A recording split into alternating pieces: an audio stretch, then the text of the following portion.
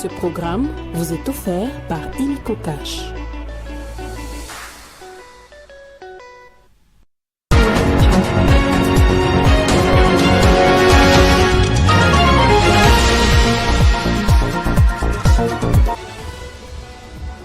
Affaire Boukangalonzo, les torchons brûlent entre Vital Kamerhe et Dieudonné Kamuleta.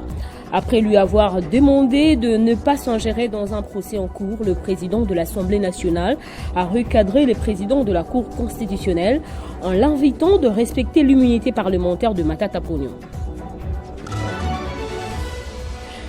La journée de l'enseignement est célébrée dans la méditation suite à la crise qui prévaut dans l'est du pays où plusieurs milliers d'élèves ne sont plus scolarisés.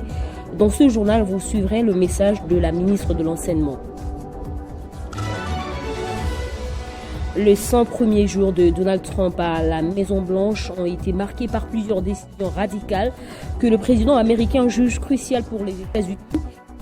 Particulièrement dans le Grand Lac, Trump tente de ramener la paix entre la République démocratique du Congo et le Rwanda. Ravi de vous retrouver sur Télé 50, Madame, Messieurs, pour vous informer.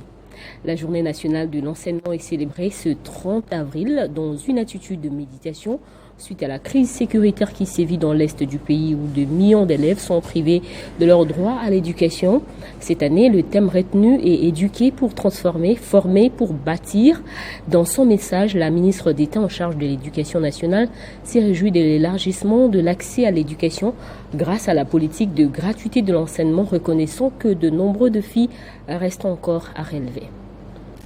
Aujourd'hui, 30 avril 2025, nous célébrons la Journée nationale de l'enseignement sous le thème « Éduquer pour transformer, former pour bâtir ». À travers ce thème, nous réaffirmons une vérité simple mais fondamentale. L'éducation est le premier chantier de toute transformation durable. Former, c'est bâtir des hommes et des femmes capables de façonner leur avenir et de construire la nation. À cette occasion, je rends un hommage appuyé à toutes celles et ceux qui chaque jour, avec patience et abnégation, transmettent nos savoirs et valeurs dans nos écoles.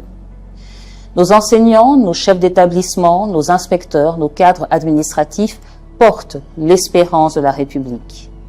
Grâce à eux, et malgré les défis, notre école avance. Grâce à eux, l'idéal d'une éducation publique gratuite, inclusive et de qualité devient peu à peu une réalité. Ces dernières années, ensemble, nous avons semé les graines de la transformation. Nous avons élargi l'accès à l'éducation grâce à la politique de gratuité chère au président de la République, chef de l'État. Nous avons bâti en construisant plus de 400 nouvelles écoles et en lançant dès cette année la réalisation de 3000 salles de classe supplémentaires. Nous avons amélioré la qualité en renforçant la formation continue des enseignants, en réformant nos examens nationaux et en intégrant progressivement le numérique dans l'apprentissage. Et nous avons ravivé la citoyenneté en inscrivant dans le cœur de nos écoles le serment de citoyen et en réinstaurant la levée du drapeau et l'hymne national. Chaque salle de classe réhabilitée, chaque enseignant formé, chaque élève encouragé est une pierre de plus à l'édifice d'un Congo fort et uni. Mais bâtir exige persévérance et lucidité. Les défis restent nombreux. Le président Félix Tshisekedi va effectuer un déplacement à Washington ce jeudi 1er mai afin de finaliser le partenariat stratégique entre la République démocratique du Congo et les États-Unis suite à l'enterrement récent de cet accord par la Maison-Blanche. D'après un communiqué du département d'État américain responsable des affaires africaines publié hier mardi 29 avril, cet accord, surnommé Accord du siècle, représente une avancée significative dans les relations entre la RDC et les États-Unis. Lors de son séjour à Kinshasa, le président guinéen a vivement encouragé ses homologues rwandais et congolais à opter pour la paix dans la région des Grands Lacs. Umaro Sissoko espère que Félix Tshisekedi et Paul Kagame vont regarder dans la même direction pour le retour de la paix dans la partie est de la RDC, victime des exactions du M23 AFC. Il est arrivé ce mardi à Kinshasa. Umaro Sissoko Embalo effectue une visite de travail de 48 heures en République démocratique du Congo. C'est la première ministre Julie Souminois qui l'a reçu à l'aéroport international d'Ndjili. Le président de la République de Guinée a pris directement la direction du palais de la Nation où l'attendait son homologue Félix Tshisekedi. Les deux chefs d'État se sont retranchés ensuite dans le bureau officiel pour un long tête-à-tête avant d'apparaître publiquement pour une émission cérémonie officielle. Félix Tshisekedi a honoré son ami. Umaro Embalo a été élevé au rang de grand cordon dans l'ordre national héros nationaux Kabila Lumumba, la plus grande distinction honorifique du pays. Chaque fois qu'un frère reconnaît les valeurs de l'autre, et puis ça je porte une haute distinction de la République sœur du Congo, et ça je vais le partager avec le peuple bissau-guinéen. Une fois qu'un chef d'État est décoré, ce n'est pas lui en personne. Lui, il a décoré le président de la République de Guinée-Bissau. Donc, c'est le peuple bissau-guinéen qui est content et pour qu'il sache que la Guinée-Bissau sera reconnaissante envers cette décoration. La rencontre s'est achevée par une conférence de presse conjointe. Plusieurs sujets de l'heure ont été évoqués, notamment la crise diplomatique et sécuritaire avec le Rwanda. Le président guinéen a exprimé son souhait de voir les deux pays régler leurs différends à travers les différents processus de paix en cours. Il était précédemment à Kigali où il a abordé la question avec Paul Kagame. Je suis panafricaniste dans l'âme et donc moi quand deux nations africaines se rapprochent, c'est pour moi toujours du pain béni. Je suis un fervent activiste de la cause de la zone de libre-échange continentale et je suis convaincu que le jour où l'Afrique deviendra vraiment cette zone de libre-échange, on parlera de nous autrement. Évidemment, il faut qu'on se débarrasse de certaines tares comme celles que nous connaissons, avec des pays qui se comportent encore comme dans les années 60, lors de nos indépendances, où on voyait les choses qu'en termes de guerre, en termes d'invasion, de déstabilisation. C'était une première prise de parole publique pour Félix Tshisekedi depuis son discours appelant à la riposte vigoureuse. Le président de la République, sur un ton modéré, a salué la signature de la déclaration de principe à Washington qu'il estime être un premier pas de la bonne direction. Félix Tshisekedi est lié à Umaro Sissoko Embalo, président de la Guinée-Bissau, par des relations diplomatiques visant à renforcer la coopération bilatérale et à aborder des enjeux régionaux. La Belgique réitère son soutien et sa solidarité à la République démocratique du Congo, victime de la guerre d'agression dans sa partie est. Son vice-premier ministre des Affaires étrangères a visité la province meurtrie du Nord Kivu. Maxi Prévost est arrivé à Beni, capitale provisoire du Nord Kivu, où il a échangé avec le gouverneur de province. Passage à Beni de Maxime Prévost, une courte visite au Nord Kivu, mais de très longues portées diplomatiques dans le contexte actuel, caractérisé par la guerre d'agression aux conséquences dramatiques, notamment sur le plan socio-humanitaire. Le vice-premier ministre et ministre des Affaires étrangères du Royaume de Belgique a d'abord échangé avec le gouverneur du Nord Kivu, le général-major Évariste Kakule-Somo, puis une séance de travail avec quelques membres de l'Assemblée provinciale du Nord Kivu et le comité provincial de sécurité.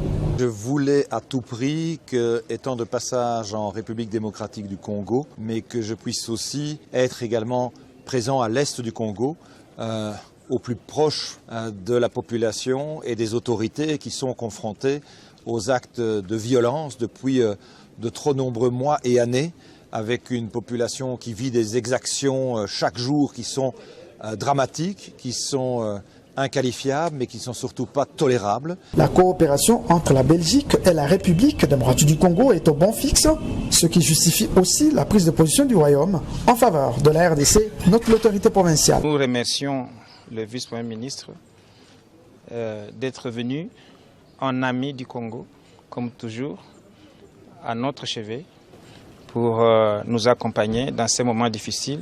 Et nous le remercions davantage pour la position qu'il vient de manifester. Le Nord Kivu est un paradis, malheureusement, où l'on meurt chaque jour. Le général-major Évariste Kakule-Somo a encouragé son hôte de continuer à porter plus haut la voix des populations meurtries de la province du Nord Kivu. Le ministre du Commerce extérieur, Julien Paluku, a annoncé une interdiction de l'importation des sacs et des emballages de ciment Big Bag destinés aux minerais dans la partie sud-est de la RDC pour une durée de 12 mois. Cette décision s'inscrit dans une stratégie de soutien à la production nationale et dans le cadre de la protection de l'industrie locale. En cas de difficulté d'approvisionnement, les opérateurs économiques pourront toutefois bénéficier d'une dérogation d'importation gratuite sur demande formelle et accompagnée de pièces justificatives. Et dans le cadre de l'affaire Bukanga-Lonzo, visant notamment les députés nationaux Matata Ponyo Augustin, le président de l'Assemblée nationale Vital Kamerhe a adressé une lettre au président de la Cour constitutionnelle Dieudonné Kamuleta pour rappeler la nécessité de demander la levée de l'immunité parlementaire d'un élu avant d'engager toute poursuite judiciaire contre lui. Des rebondissements dans l'affaire Bukanga-Lonzo opposant le ministère public et le député national Matata Ponyo et compagnie. Cette fois-ci, c'est la réaction de l'Assemblée nationale qui, dans une correspondance adressée au président de la Cour constitutionnelle et président du Conseil supérieur de la magistrature, faisant part à cette institution judiciaire des débats engagés par les élus du peuple à l'hémicycle lors de la plénière du 17 avril 2025 sur le procès Bukanga-Lonzo auquel le député national élu de Kindu, Augustin Matata Ponyo, est poursuivi et jugé sans que ses immunités n'aient été préalablement levées, brandissant l'article 107 de la Constitution qui stipule qu'aucun parlementaire ne peut en cours de session être poursuivi ou arrêté, sauf en flagrant délit, qu'avec l'autorisation de l'Assemblée nationale ou du Sénat. Son speaker Vital Kamerhe sollicite ainsi le respect des prescrits de l'article 151 de la Constitution, tout en priant l'organe des poursuites près la juridiction de se plier aux exigences constitutionnelles, une garantie de l'inviolabilité des représentants du peuple. L'élu national Matata Ponyo, ancien premier ministre congolais, ainsi que l'homme d'affaires sud-africain Globler et l'ancien gouverneur de la Banque centrale du Congo, Deogracias Mutombo, sont accusés de détournement de deniers publics. Selon les rapports de l'IGF, cette affaire a englouti plus de 200 millions de dollars du trésor public sur un budget global de 288 millions de dollars décaissés par les trésors publics, d'où l'inspection générale des finances a révélé que seuls 80 millions ont réellement été utilisés au bénéfice du projet, entraînant une perte pour l'État de 205 millions de dollars. En ce même mois d'avril, la Cour constitutionnelle siégeant avait décidé de rendre son verdict final le 14 mai prochain, au moment où le ministère public requiert déjà 20 ans de travaux forcés contre Matata Ponyo, Deogracias Mutombo et Globler Christo Stéphanous. De plus, le ministère public requiert également 10 ans d'inéligibilité pour Matata Ponyo et 5 ans d'inéligibilité pour Deogracias Mutombo. Après avoir apporté assistance aux enfants trisomiques, la ministre des Affaires sociales Nathalie Aziza Mounana a pris l'engagement d'accompagner cette fois-ci les enfants trisomiques et leurs familles.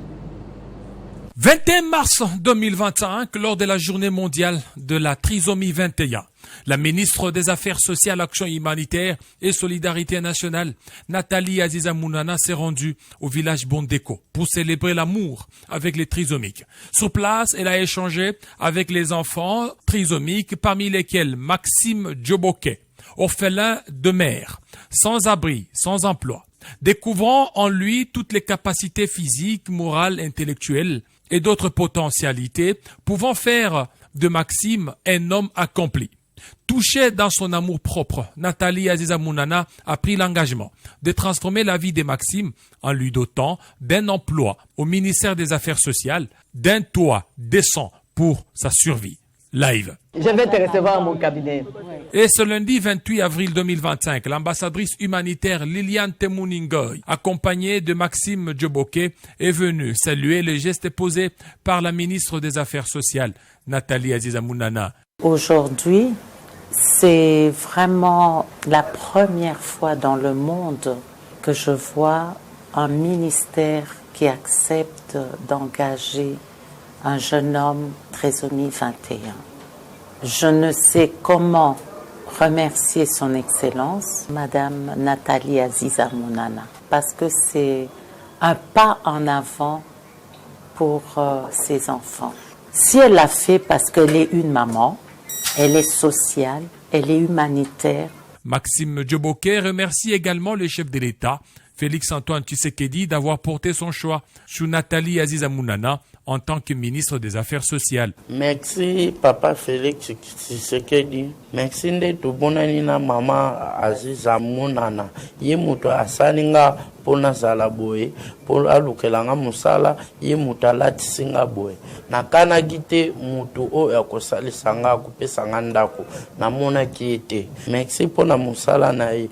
C'est une première dans l'histoire de la RDC qu'une ministre des Affaires sociales prenne à bras-le-corps le combat de la trisomie 21.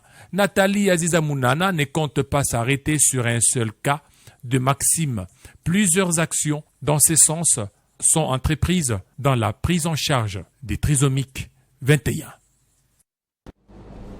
À la suite du braquage survenu le lundi 28 avril dans un shop de mobile monnaie à Lemba Terminus, la police nationale congolaise a annoncé l'arrestation du commandant de la police du commissariat de la commune de Lemba. Une opération saluée par la population locale, encore sous le choc, mais qui attendent des mesures durables pour garantir la sécurité dans la ville. La ville de Kinshasa fait face à une montée inquiétante de l'insécurité diurne. Depuis le début de cette année 2025, plusieurs cas de braquage ont été signalés dans différents quartiers de la capitale congolaise, dont le plus médiatisé reste celui visant les shops du boxeur congolais Martin Bakolé installé sur le rond-point des Huileries et celui de Lemba Terminus ce mardi 28 avril à 16h où des hommes armés non cagoulés ont attaqué un shop d'échange de monnaie et des transactions emportant argent et autres biens de valeur, dont les téléphones, sous les regards stupéfaits des témoins, dont cette vendeuse visiblement traumatisée par cette scène horrible, digne d'un film hollywoodien. Quelques jours plus tôt, dans la commune de Bandalungwa, un autre braquage similaire avait sémé la panique. Un jeune débrouillard a été violemment agressé et dévalisé en plein jour. L'opinion provinciale, inquiète, s'interroge sur la nature de ces jeunes délinquants qui défient tous les services de sécurité en plein jour, d'autant plus que ces braquages se déroulent pour la plupart des temps près des commissariats de la police, mais qui n'arrivent jamais au moment opportun. Sont-ce des agents de l'ordre déguisés ou se procurent-ils ces armes? Ces questions demeurent et la peur s'installe dans les rues de Kinshasa. La population attend des réponses fermes car si la spirale de l'insécurité diurne se poursuit, la méfiance risque de s'installer.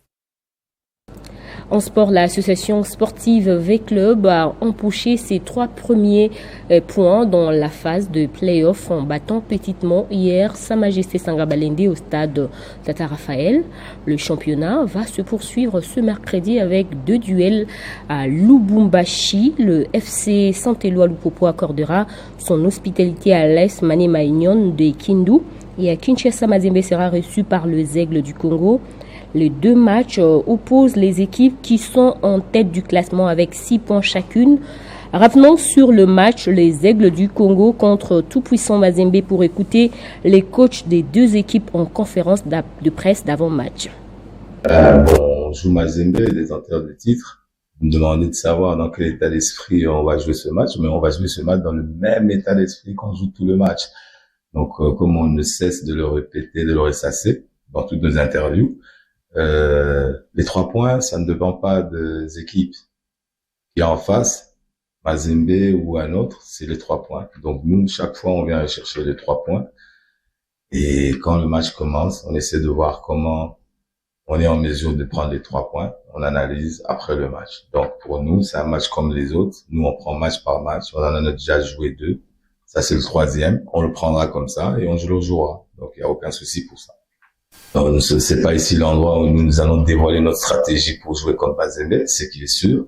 Nous allons jouer notre jeu. Nous, si vous avez remarqué depuis le début du championnat, on ne change pas. On joue notre jeu, quel que soit l'adversaire.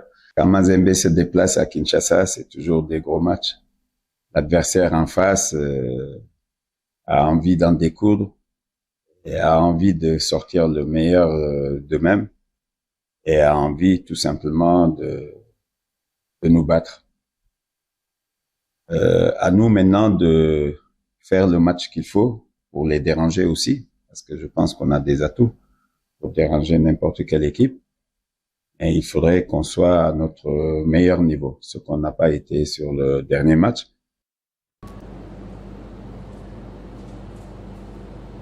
Parlons des installations sportives qui ne sont pas des lieux de violence après les échauffourées qui ont émaillé lors du match de football entre l'AS Vita Club et les Aigles du Congo. La LISPED, Ligue sportive pour la promotion et la défense des droits de l'homme, à travers son président, est montée au créneau pour condamner cette barbarie qui a abouti à une sanction disciplinaire contre Vita Club.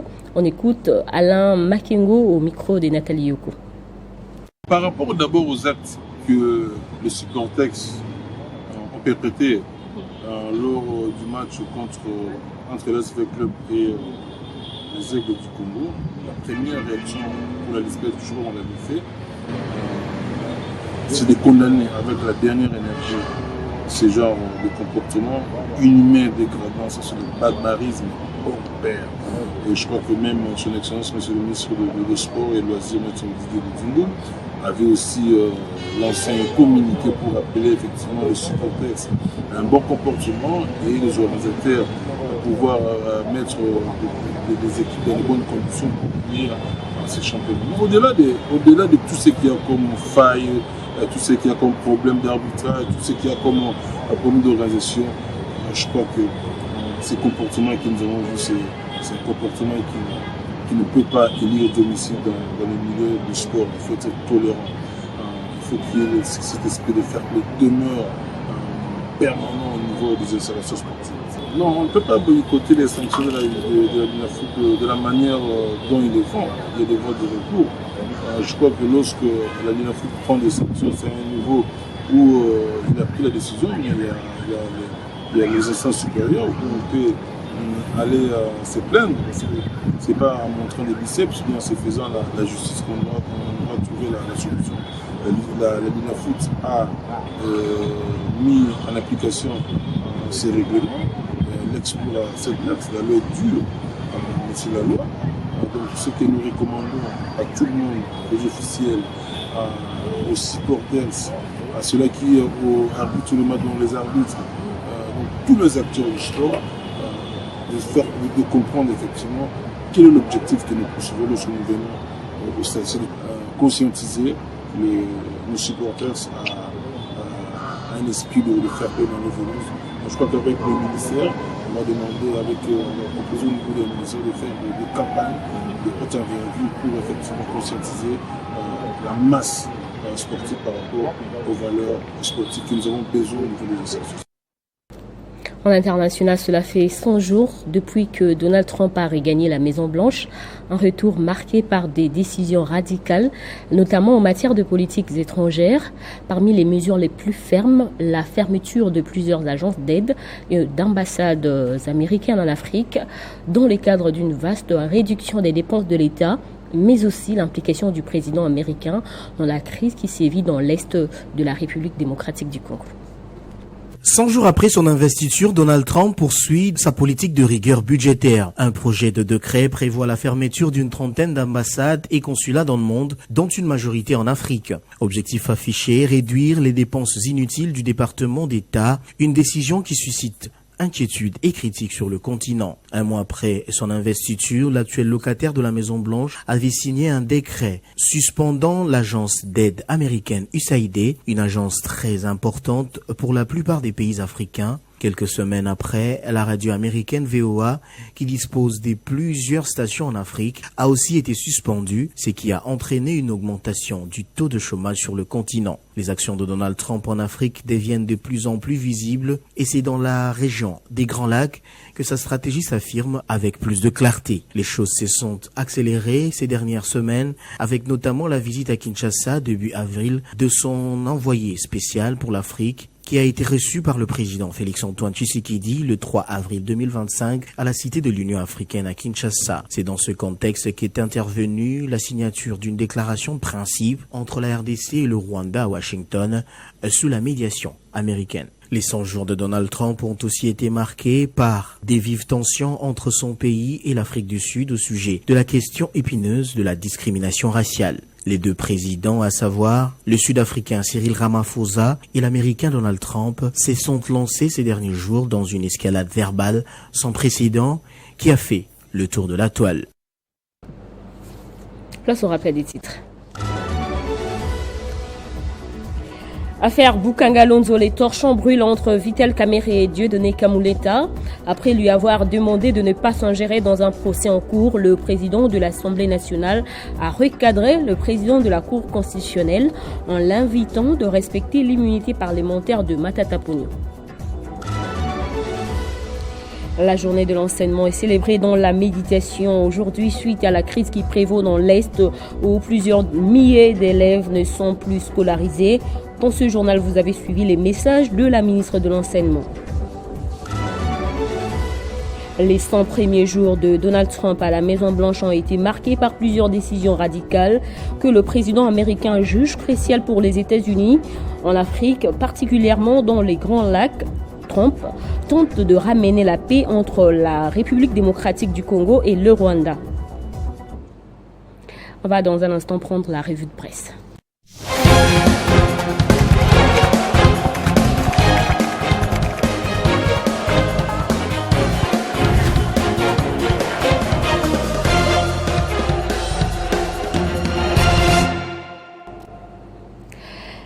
On va retrouver Nathan Diamété pour la lecture transversale des journaux parus ce mercredi. Bonjour Nathan. Bonjour Bédrine. À lire dans la presse nationale, guerre dans l'Est, une lueur d'espoir pour la RDC après la visite du ministre belge Maxime Prévost. Et effectivement, Bédrine, nous le lisons rapidement à la une du journal Les Tempêtes des Tropiques et qui écrit rapidement, il écrit médiation américano-qatari dans les conflits RDC Rwanda. La Belgique appelle Kinshasa à la prudence. Selon ce journal, Bédrine, Bruxelles considère que l'approche des États-Unis et du Qatar est davantage transactionnelle, au risque, je cite, de vampiriser les ressources congolaises. C'est pourquoi Maxime Prévost, précise ces tabloïds, a appelé le président de la République, Félix Tshisekedi, à ne pas abandonner les initiatives internes lancées pour résoudre cette crise. En attendant, lors de l'audience du lundi 28 avril, comme mentionné par le journal Forum des As, Maxime Prévost a fait état de l'appui de son pays ainsi que d'autres nations européennes aux démarches actuellement entreprises par le gouvernement congolais ainsi que par les organisations sous-régionales et internationales visant à promouvoir la paix en République démocratique du Congo.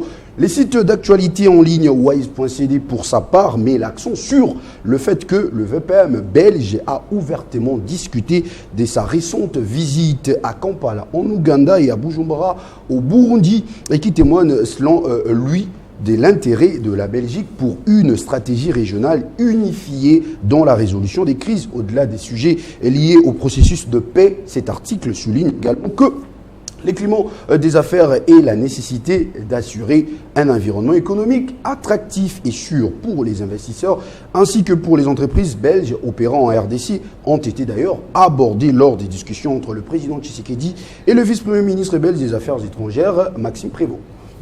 Et pour terminer, on va parler du procès Matata qui tend vers une confrontation entre les institutions du pays. Exactement, Bédrine, dans une correspondance officielle rapportée par le quotidien Congo Nouveau, le président de l'Assemblée nationale, Vital Kamerhe, a exprimé son indignation quant à la façon dont le système judiciaire traite l'affaire concernant l'ancien Premier ministre Augustin Matata Ponyo, aujourd'hui député national. Pour lui, toutes les conditions constitutionnelles concernant la levée des immunités n'ont pas été respectées dans les colonnes de ce journal, Bédrine. Entre les lignes, on note une critique sévère de la part du président de l'Assemblée nationale en l'endroit de Dieudonné Kamuleta, président de la Cour constitutionnelle. Il dénonce son mutisme et son absence d'action concernant cette question fortement politique. Selon Kamerhe, c'est une grave dérive institutionnelle. Dans un article publié par le journal Forum des As, il est indiqué que Kamerhe ne défend pas uniquement un collègue, sans toutefois anticiper l'issue de cette affaire délicate. Le président de l'Assemblée nationale se positionne comme un défenseur de principes démocratiques. Il est certain que cet avertissement va intensifier les débats sur l'indépendance de la justice et les relations entre les différentes branches du gouvernement. Selon le journal Econews, la Cour constitutionnelle se trouve à un tournant avec le verdict attendu pour le 14 mai prochain. Elle pourrait opter pour la voie légale en sollicitant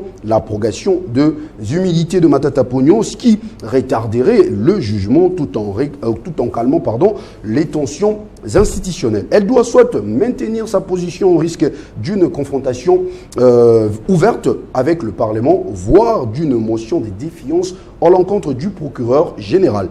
Le journal Info 27, pour sa part, titre à sa une, débat autour du procès Matata. Kamere rappelle la nécessité de respecter la Constitution. Cet tabloïd souligne, Bédrine, c'est que stipule justement l'article 107 de la Constitution auquel Kamere fait référence. Je cite, « Aucun parlementaire ne peut être poursuivi, recherché, arrêté, détenu ou jugé en raison des opinions ou votes émis par lui dans l'exercice de ses fonctions. » Ce portail considère en même temps, Bédrine, qu'on se trouve dans un débat interminable, ce qui nécessite des dialogues entre les institutions pour atténuer les différences et résoudre une bonne fois pour toutes ces divergences. Nous chutons avec ces dossiers en restant toujours au sein de l'Assemblée nationale, comme le fait remarquer le journal Le Potentiel dans ses titres et informations. Enjeux politiques, le parti Veritas signe son retrait du regroupement DATDC. Ce support d'information, Bédrine, indique que le parti des révolutionnaires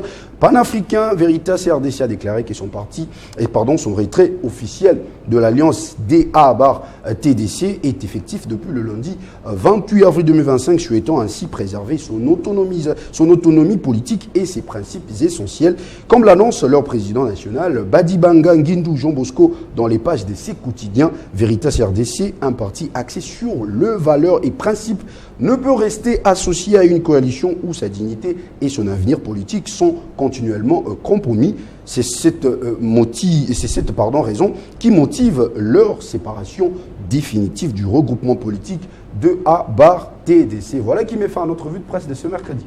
Merci Nathan pour cette revue de presse. C'est moi que je vous remercie, Bédrine. C'est la fin de cette édition. Merci à vous de votre fidélité.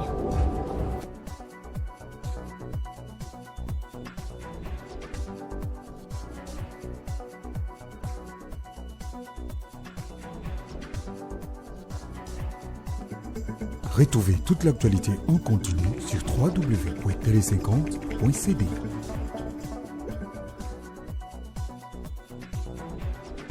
Ce programme vous a été offert par Illico Cash.